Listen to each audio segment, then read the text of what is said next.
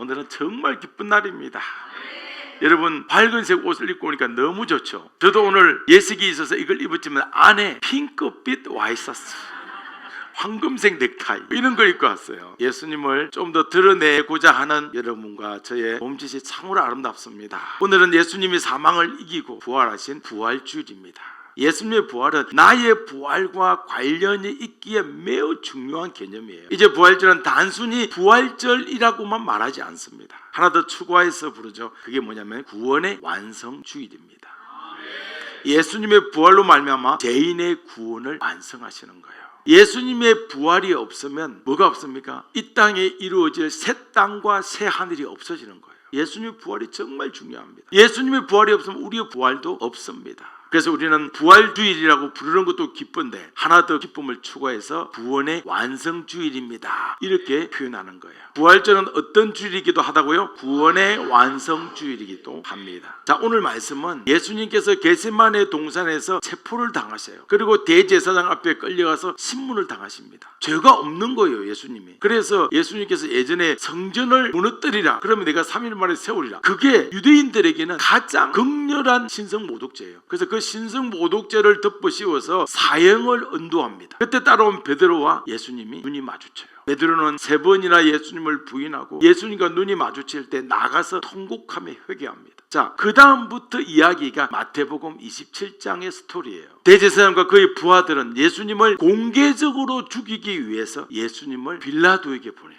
자기들끼리만 하면 십자가에 매달릴 수 없어요. 암살하거나 이런 걸 언제든지 할 수 있지만 공개적으로, 또 십자가에서 죽어야 신명기에 나오는 말씀처럼 나무에 달린 자는 뭘 받았다? 저주를 받았다 하는 것을 증명하기 위해서 십자가에 매달아 죽여야 했어요. 그 이야기 사이에 누가 등장하냐면 가룟 유다 스토리가 등장해요. 가룟 유다가 뒤늦게나 예수님을 팔고 난 뒤에 뒤늦게나 정신을 차리고 예수님을 팔았던 은 30을 가지고 대제사장과 그 무리들에게 와요. 이거 받아주고 지금 하는 거 좀 취소 좀 해주세요. 그랬더니 종교 지도자들은 돈도 안 받을 뿐만 아니라 예수님을 죽이는 나쁜 일을 스톱하지도 않아요. 상황이 그렇게 되자 유다는 너무 낙심해서 돈 은 30개나 되는 걸, 동전 아니에요, 상당히 커요, 은 하나가 30개를 가지고 성소에다 확 집어 던지고 밖에 나가서 목매달아 죽고 맙니다. 참 슬프죠. 그 사이에 이어서 예수님이 누구 앞에 왔어요? 빌라도 앞에 왔어요. 빌라도는 로마의 총독이에요. 상당히 지위가 높은 사람이에요. 빌라도 앞에서 신문을 봤는데 빌라도가 자꾸 너 지은 죄가 뭐냐 물어봤다. 아무 말씀도 대답하지 않아요. 요한복음에는 무엇까지 물어봅니까? 진리가 뭐냐. 그래서 진리를 위해서 왔다고 하는데 진리가 뭐냐고 물어봐요. 근데 예수님께서 빌라도에게 진리를 말해주지 않아요. 왜요? 빌라도가 진리이신 예수님을 알면 그가 구원받기 때문에 그는 구원받을 자격이 없는 사람이니까 진리를 알려주지 않아요. 그 모습을 본 빌라도는 이렇게 말이 없는 거 보니까 지은 죄가 없다는 것을 딱 알아요. 그러니까 시기 질투로 넘겨준 걸 안 거죠. 하지만 백성들은 예수님 대신에 누구를 놓아달라고 하죠? 바라바를 놓아달라고 합니다. 그래, 이거 바라바 살려줄게. 딱 그런데 정갈이 왔어요. 법정에 진행하고 있는데 정갈이 왔는데 뭐냐면 빌라도의 아내가 어젯밤에 내가 꿈을 꿨는데 여보, 절대 예수님 죽이면 안 돼, 죽이지 말라는 꿈을 꿨어, 이런 이야기를 전해줘요. 그런데 사랑하는 아내의 말도 군중들이 뭐라고 외치죠? 누구 살려달라고? 바라바 살려라, 바라바 살려라. 바라바 살리는 고함 속에, 외침 속에 예수님은 아닌 바라바를 빌라도가 살려주고 맙니다. 참 슬프죠. 군중들은 외칩니다. 바라바에서 이제 뭐라고 외칩니까? 예수님을 십자가에 못 박아라, 예수님을 십자가에 못 박아라, 이렇게 외쳐요. 빌라도는 십자가의 고통이 얼마나 큰 고통인 줄 아니까 이 사람은 십자가에 달릴 일을 하지 않았다. 십자가에서 죽이지 않으려고 해요. 그때 대제사장이 신호를 딱 줍니다. 그랬더니 밑에 있는 군중들이 뭐라고 외쳐요? 십자가에 못 박아라, 십자가에 못 박아라. 이걸 20-30분 내내 하는 거예요. 그러니까 십자가에 못 박아라는 소리가 커지니까 지금 아침 9시가 안 됐어요. 아침 일찍이에요. 소리가 크니까 얼마나 쩌렁쩌렁합니까? 빌라도의 머리는 지금 소리를 치니까 무슨 일이 일어난다고 생각하냐면 폭동이 일어난다고 생각하는 거예요.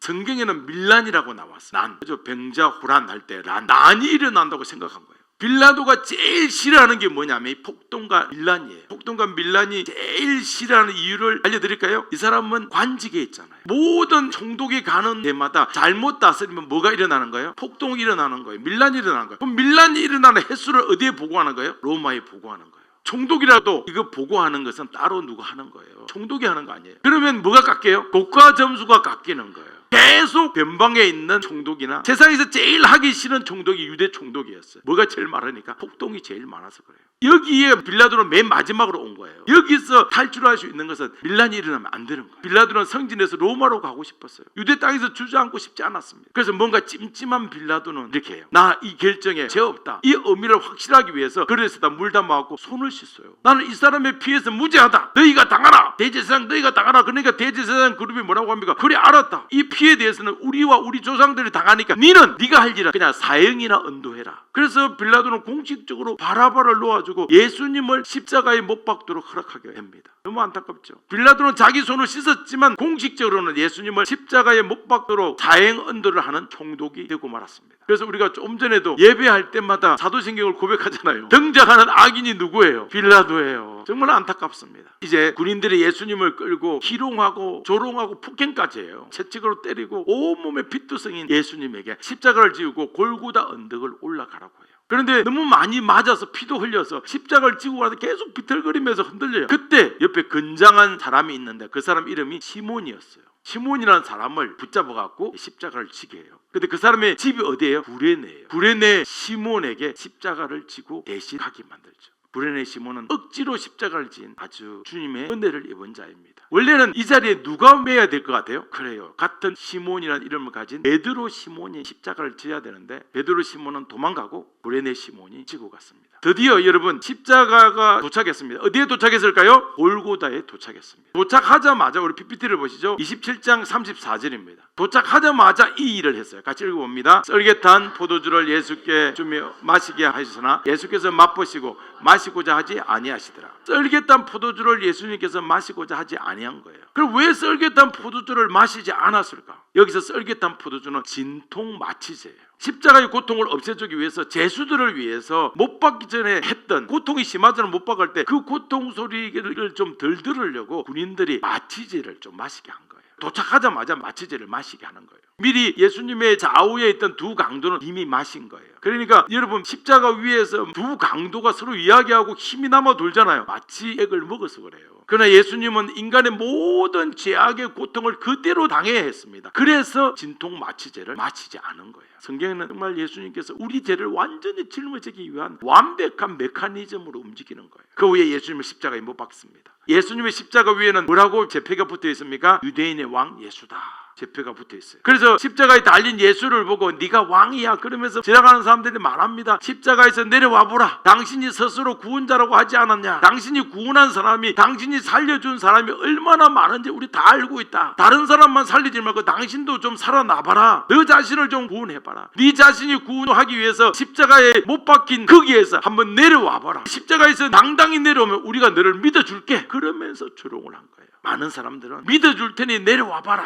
이렇게 십자가에 달린 예수님께 조롱을 한 겁니다. 예수님 좌우편에 못 박힌 강도들도 함께 욕해요. 처음에는. 왜냐하면 예수님이 살아나가면 자기들도 살 수 있거든요. 이 사람들은 힘이 남아돌아요. 지금 마취제를 먹어가지고. 예수님은 몇 시에 십자가에 못 박혔어요? 제3시에. 제3시라는 것은 우리나라 시간보다 6시간이 짧아요. 9시에 못 박혔어요. 그럼 몇 시에 영혼이 떠나가십니까? 제9시니까 오후 3시죠. 그래서 성경을 읽어보면 12시에 대낮이던 하늘이 갑자기 어두워져요. 대낮 완전 정오 12시에 구름이 와서 완전 어둡게 만들어요. 밤보다 더 어둡게 만듭니다. 12시부터 오후 3시까지 어둠이 임했어요. 그때 예수님이 소리 지르십니다. 뭐라고 소리 지르셔? 엘리 엘리 라마 사박다니. 나의 하나님 어찌 나를 버리시나이까. 예수님은 이 땅에 계실 동안에 늘 하나님을 뭐라고 불렀어요? 아버지라고 불렀어요. 이 땅에 계실 때 한 번도 하나님을 하나님이라고 부른 적이 없어요. 전부 다 아버지라고 불렀어요. 그런데 유일하게 지금 처음으로 하나님을 아버지라고 부르지 않고 뭐라고요? 나의 하나님으로 부르는 거예요. 그럼 결국은 지금 무슨 상황이에요? 이렇게 말씀하시면 지금 예수님이 하나님의 아들로서 외면을 받으시고 순수한 인간으로서 인간들의 모든 죄를 지고 진노를 받고 있는 모습이에요.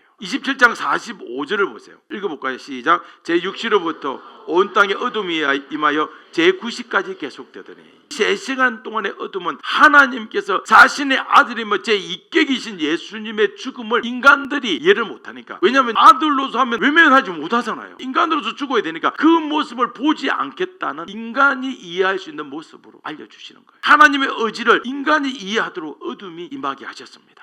그리고 또 한 가지 의미가 더 있는데 또 중요한 건 이런 거예요. 예수님은 유월절 어린 양으로 죽으셨다는 말씀을 들어보셨습니까? 유월절 어린 양으로 죽으셨어요. 참 중요한 말씀입니다. 우리 하나님 어린 양, 그 어린 양, 유월절 어린 양을 의미하거든요. 유월절 어린 양을 잡는 시간이 몇 시일 것 같아요? 정오 12시? 오후 3시? 어린 양을 죽이는 시간은 언제일까요? 출애굽기 12장 6절입니다. 시작. 이달 14날까지 간직하였다가 해질 때 이스라엘 회중이 그 양을 잡고. 그러니까 언제 예수님은 죽어야 되는 거죠? 해질 때, 해가 없을 때 죽어야 돼요. 그런데 예수님은 어린 양으로 죽으시지만 지금 죽으시는 시간이 몇 시부터 몇 시? 12시부터 오후 3시까지예요. 이 3시는 가장 해가 광할 때예요. 유대 지역에서는 구름도 잘 없어요, 사실.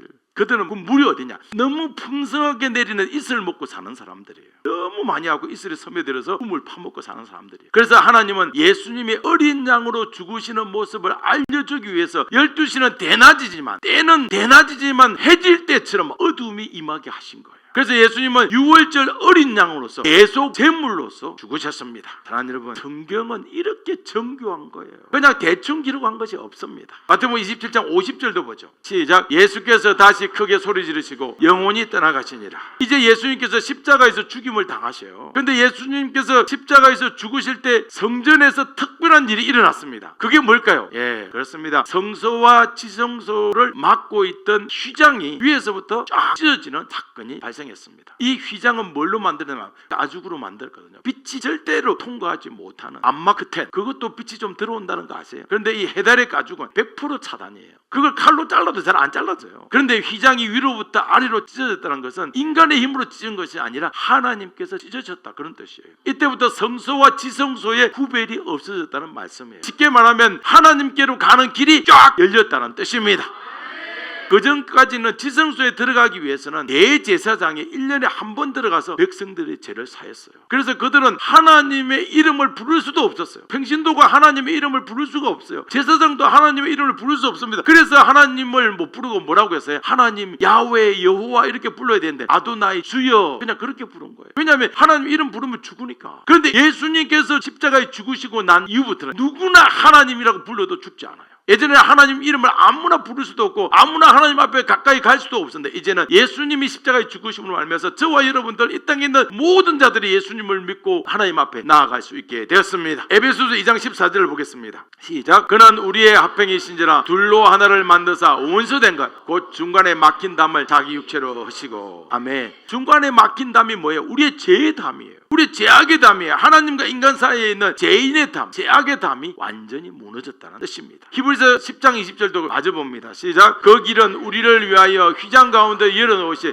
새로운 살 길이요 휘장은 곧 그의 육체니라. 아멘. 휘장은 곧 그의 육체니라. 휘장이 육체를 의미해요. 육체가 찢어졌다는 것은 누가 죽었다는 거예요? 예수님이 죽었다는 거예요. 육체가 죽으심으로 휘장이 찢어지고 이제는 누구든지 하나님께 직접 나아갈 수 있게 되었습니다. 여러분, 예수님의 십자가 사건 후에 제사장들이 놀란 거예요. 휘장이 쫙 찢어지고 성전 앞에 있는 돌들이 다 튕겨나가고, 그러니까 너무 놀란 거죠. 돌들 튕겨나간 거야. 그냥 뭐 이렇게 하면 되지만 휘장 찢어지는 것은 이거 들키면 안 되잖아요. 그래서 제사장들이 와가지고 해달 가죽의 휘장을 끼웠어요. 그래서 다 끼워 놓으면 또 쫙 찢어지는 거예요. 이건 이 순수한 기록이 남은 거예요. 그리고 성전에 아무도 못 오게 문을 닫았어요. 그러면 자동으로 문이 열려. 제사장들이 죽을 지경이었어요. 여러분, 성전 휘장이 중요한 이유는 성소와 지성소의 구분이죠. 그러니까 휘장은 누구라고요? 예수님의 몸이에요. PPT를 보시죠. 그림을 보세요. 자, 다음 그림. 두 그림의 차이는 뭐예요? 알려주지 않겠습니다. 좀 이따 해보죠. 실제로 이스라엘 역사에서 대속죄일이 되면 7월 달이에요. 7월 10일이에요. 아사셀 염소를 들러 보내요. 아사셀 염소를 들러 보내고 난 뒤에 그 염소를 이제 풀어주면 줄이 있잖아요. 그 줄을 양틀로 만들거든요. 길게 해갖고 끌고 가다가 풀어주고 그 양틀을 가지고 와서 양의 피에 양틀을 염색을 해요. 그래서 그림 주세요. 첫 번째 그림. 이 휘장에다가 붙여요. 휘장이 보입니까? 줄 사실은 이것보다 좀 짧은데 많이 걸어요. 염소를 끌고 가다 줄이 이렇게 길지 않지만 긴장을 하기 위해서 양틀로 만든 밧줄을 많이 묶어 놔요. 그래서 대속죄일에 누구만 지성소 안에 들어갈 수 있다? 대제사장만 들어가요. 대제사장이 들어가서 하나님께 백성들의 죄를 공식적으로 회개하는 거죠. 그리고 나오면 어떻게 바뀌는가? 이렇게 바뀌어요. 엄청나죠? 이게 대속죄일의 축복이에요. 실제로 이렇게 되었다고 그래요. 언제부터? 계속 이 아사셀 염소를 보내고 난 뒤부터 광야에서부터 계속 이런 일이 있은 거예요. 실제로 기록이 있는데 수백 년 동안 일어난 거예요. 1년에 한 번씩. 자, 이게 어디에 나오냐면요. 성경을 볼까요? 이사야 1장 18절에 이렇게 나오고 있어요. 자, 읽어봅니다. 여호와께서 말씀하시되 오라 우리가 서로 변론하자. 너희 죄가 주홍과 될지라도 눈과 같이 희어질 것이요 지름같이 붉을지라도 양털같이 희게 되리라. 아멘. 이 일들이 계속 있어졌는데 하나님께서 이 말씀의 뜻이 바로 그대로 이루어지는 것을 알려주는 거예요. 그러니까 매년마다 대제사장과 제사장들을 흥분하는 거예요. 그리고 두렵기도 한 거예요. 만약에 이번에 안 희어지면 어떡하지? 그러면 희어지지 않으면 누가 죽는 거예요? 대제사장이 죽는 거예요. 이런 역사가 있었기에 대제사장과 밑에 있는 사람들은 대속죄일에 진실되고 아주 긴장되게 속죄일 예배를 드린 거예요. 생각해 보세요. 여러분, 갑자기 대제사장이 나오는데 빨간 줄이 하얗게 되는 그 기쁨 얼마나 놀랐겠어요. 어떤 사람도 소름이 끼칠걸요. 하얗게 될 때마다 하나님께서 우리 죄를 사했다, 우리 제사를 받아주셨다, 우리 예배를 받아주셨다는 가슴 터지는 순간 놀랍습니다. 근데 중요한 것은 예수님이 십자가에 죽으실 때가 거의 AD 33년 정도잖아요. 그러면 성전은 몇 년에 무너졌죠? AD 72년에 무너져요. 40년간의 시간이 있었잖아요. 40년의 시간 동안에 유대인들이 여전히 대제사장이 아직 남아있잖아요. 그래서 이제 아사셀 염소를 보내요. 그리고 밧줄에 해서 걸었어요. 찢어진 거 붙이고 하고 너덜너덜한 대로 한 번도 하얗게 된 적이 없어요. 40년 동안 한 번도 하얗게 된 적이 없다고 그래요. 유대인들에게는 충격이었죠. 그들은 다 아는 겁니다. 예수님이 메시아였다는 걸 아는데도 차마 말할 수 없는 거예요. 여러분, 붉은 줄을 어디다 맸습니까? 어디다가 맨 거죠? 성전 휘장에 맨 거예요. 예수의 육체의 죽으심으로 말미암아서 재용서가 된다는 의미예요. 그래서 이제는 휘장이 필요 있어요, 없어요? 없습니다. 그래서 휘장은 위로부터 아래로 쫙 찢어졌고 인간이 기워도 또 찢어집니다. 이것은 인간이 예수님의 재용서함을 막을 수 없다는 거예요. 이것은 인간이 예수님의 부활을 막지 못한다는 겁니다.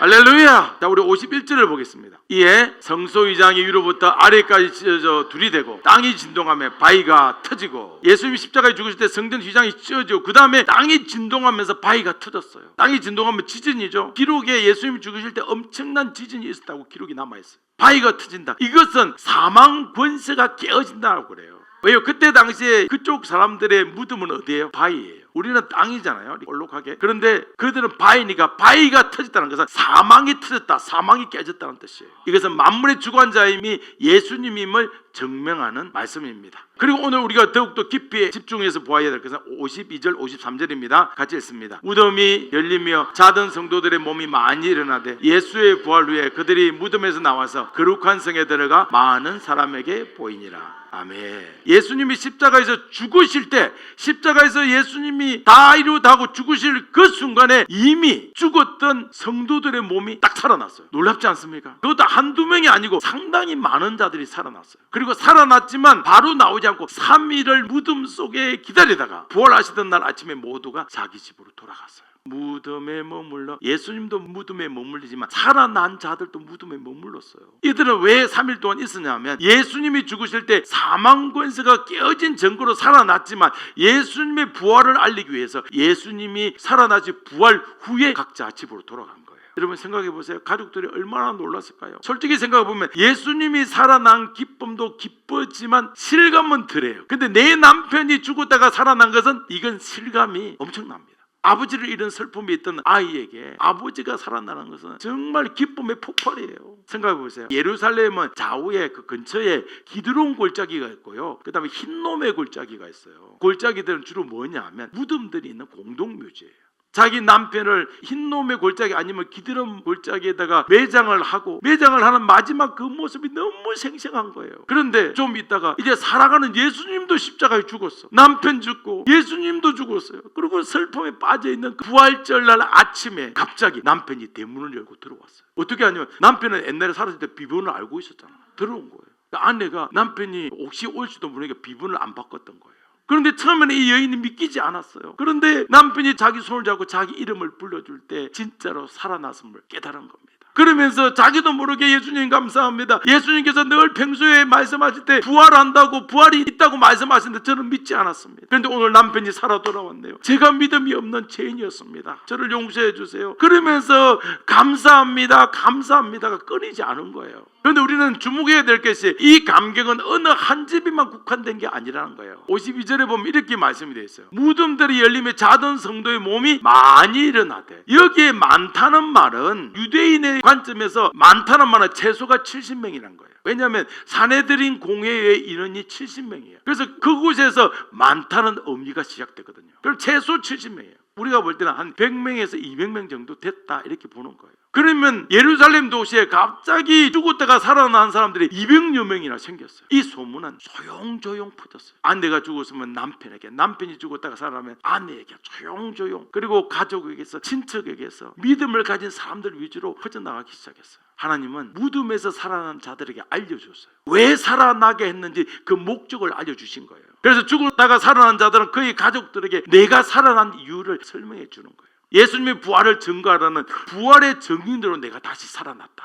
그래서 살아난 자들은 가족들과 친척들을 불러 모아서 예수님의 죄와 사망을 이기고 부활하심을 증거했습니다. 엠마오로 가던 제자들 도망가는 거예요. 갈릴리 바닷가에서 고기 잡는 거 도망간 거예요. 그런데 다 제자들도 도망갔는데 오늘 죽었다 살아난 자들은 예루살렘으로 다시 들어왔어요. 한두 명 들어간 것이 아니라 200여 명이 들어갔어요. 자기를 살려주신 하나님의 은혜를 모든 사람들에게 다 전하는 겁니다. 우리 고린도서 15장 6절을 볼까요? 시작. 그 후에 500여 형제에게 일시에 보이셨나니 그 중에 지금까지 대다수는 살아있고 어떤 사람들은 잠들었으며. 이 사람은 왜 500여 명을 왜 기록했겠어요? 우리 500여 명 뭐가 기억납니까? 753이 세계비전 5자가 여기서 난 거. 500명의 예수님의 부활을 목격한 자. 사실은 이 500명은 있잖아요. 다름 아니고 무덤에서 살아난 사람들, 그리고 그의 가족들, 그리고 믿음의 공동체들이에요. 아무한테나 예수님이 그런 걸 보여주지 않는 거예요. 그런데 거기 보니까 대다수는 살아있고 어떤 사람은 잠들었다. 살아난 사람들은 부활한 사람이 아니에요. 소생이에요. 소생. 부활의 개념은 영혼이 죽지 않는 것이 부활이고, 살아난 사람 중에는 또 살다가 자기 소명을 다하면 전도를 너무 많이 해가지고 언제든 됐다 이제 데리고 가시는 거예요. 우리는 죽었다 살아나도 부활입니까? 소생입니까? 소생이에요. 우리는 부활하지 않습니다. 우리는 언제 부활하냐면 새하늘과 새 땅이 있을 그때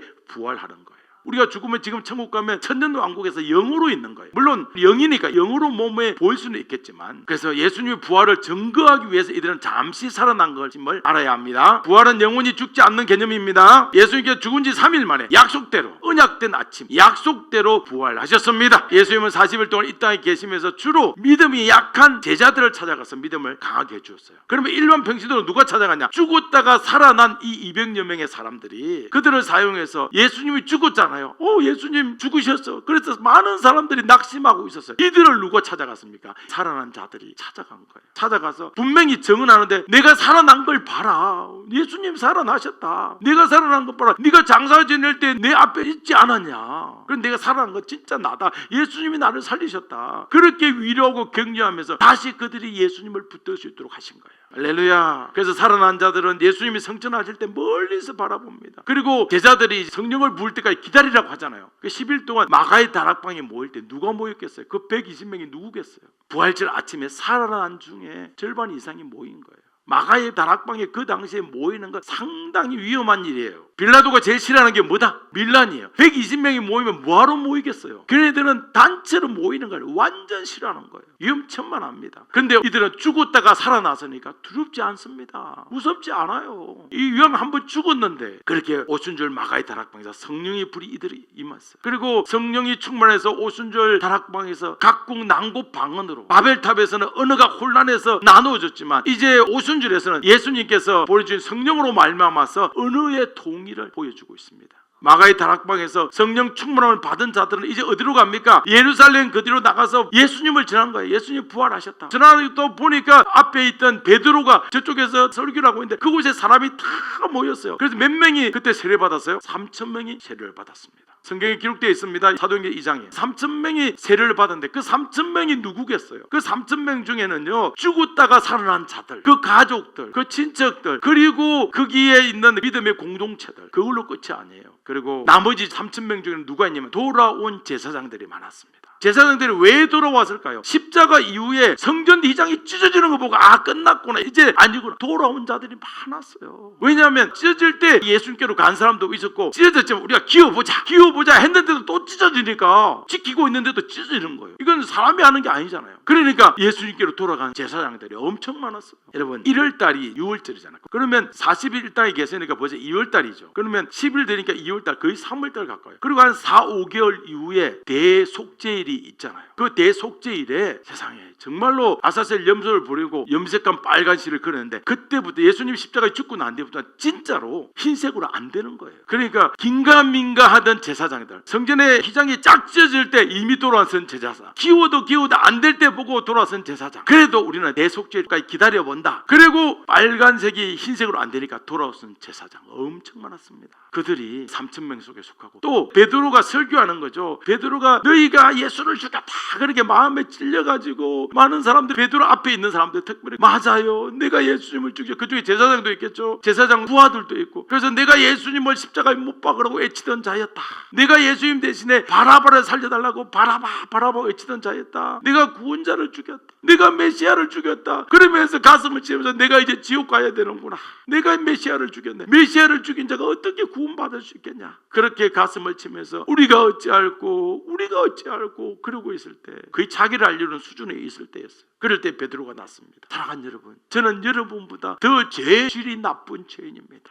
저는 예수님의 제자 중에 제자, 수제자잖아요. 예수님이 잡히시던 밤에 제사장 집으로 제가 따라갔어요. 그런데 여자아이가 몇 마디 하는 바람에 3번이나 예수님을 부인했어요. 그리고 그 순간 예수님하고 눈빛이 부딪히긴 했는데, 그때 내가 엎드려 통곡을 하고 거기서 잡히든지 해야 되는데, 내가 예수님의 십자가를 대신 끌고 가야 되는데, 구레네 시몬이 아닌 내가 베드로 시몬이 끌고 올라가야 되는데 그러지 못했습니다. 제가 무서워서 도망갔어요. 그런데 도망간 저를 예수님이 찾아오셔서 사명을 주셨어요. 여러분은 아무것도 모르고 예수님을 십자가에 못 박아라, 예수님 대신에 바라바를 살리라 했지만, 저는 다 알고도, 예수님이 수제자로서 다 알고도 제가 부인했습니다. 제가 여러분들보다 몇천 배, 몇만 배 더 나쁜 놈입니다. 이렇게 고백하면서 그런 저도 용서해 주셨어요. 그런 저에게 예수님이 찾아오셔서 용서해 주셨어요. 그래야 우리 예수님은 어떤 죄인이라도 얼마든지 용서해 주시고 얼마든지 우리를 부르십니다. 세례를 받고 제사함을 받으세요. 그래야만 성령의 선물인 구원을 선물로 받게 됩니다. 그래서 그날 3,000명이 세례를 받았어요. 그 3,000명 속에는 예수님의 죽으실 때 살아난 자들, 그리고 그 가족들, 친척들, 그와 함께 있던 믿음의 공동체들, 또 제사장임에도 불구하고 예수 믿는 자들, 그리고 오늘 내가 예수를 죽였다고 통곡하는 자들이 모여서 모두가 다 세례를 받은 거예요. 우리가 볼 때 지나가던 사람이 놀라서 세례 받았구나, 그게 절대 아닙니다. 성경은 그냥 기록되지 않아요. 그들이 함께 세례를 받고 그들이 함께 예수의 부활을 증거했습니다. 사랑하는 여러분, 지금 이 시대는 예수님의 십자가의 사건을 믿지 않습니다. 성경을 잘 믿지 않는데도 어지간한 유명한 영화들은 매트릭스 이런 거 보면 전부 다 성경을 보고 뺏겨서 영화를 만들어요. 왜냐하면 성경은 하나님의 말씀이니까 일단 사람들이 감동을 줘요. 그래서 관심을 가져서 흥행을 해요. 그런데 결국 마지막에 가서 하나님은 빼고 미신으로 돌아서죠. 그래서 예수님 십자가 안 믿습니다. 부활은 더 안 믿습니다. 어떻게 죽었다 살아나냐? 저 우주인이라면 모르지. 그리고 또 아바타 종족이라면 죽었다 살아날 수 있지만 우리 인간은 아니야, 이렇게 이야기하는 거예요. 그러나 우리 예수님은 사망을 깨고 부활하셨습니다. 세상이 뭐라고 하든 예수님은 부활하셔서 죄인이라고 고백하는 자들의 구원을 완성해 주셨습니다. 예수님은 우리의 구원의 완성자입니다. 예수님은 나의 구원의 완성자이십니다. 아멘. 예수님 부활하셨습니다. 죽은 자들을 살리시고 그들의 부활의 증인으로 부활의 아침에 집으로 보내셨어요. 그들이 120명 속에 있었고, 그들이 500명 속에 있었고, 그들이 3,000명 속에 있었습니다. 예수님께서 부활의 증인으로 만들어 주심으로 부활의 증인 메커니즘에 의해서 그들은 움직여 갔습니다. 120명 속에서도, 500명 속에서도, 3,000명 속에서도. 2026년 4월 5일 부활절, 이 구원의 완성주일 부활절 아침에 예수님의 부활로 말미암아 저와 여러분에게 새로운 생명을 주셨습니다. 저희를 깨워 주셨습니다. 다시 호흡을 주셨습니다. 이제는 우리도 부활의 증인으로 예수님께서 세워주셨습니다. 그래서 어디를 가든지 예수님의 부활하심을 전해야 합니다. 예수님이 당신을 사랑한다고 꼭 전해주셔야 합니다. 예수님이 당신을 너무나 사랑해서 부활하셨다고 꼭 전해주시기를 주님의 이름으로 축복합니다.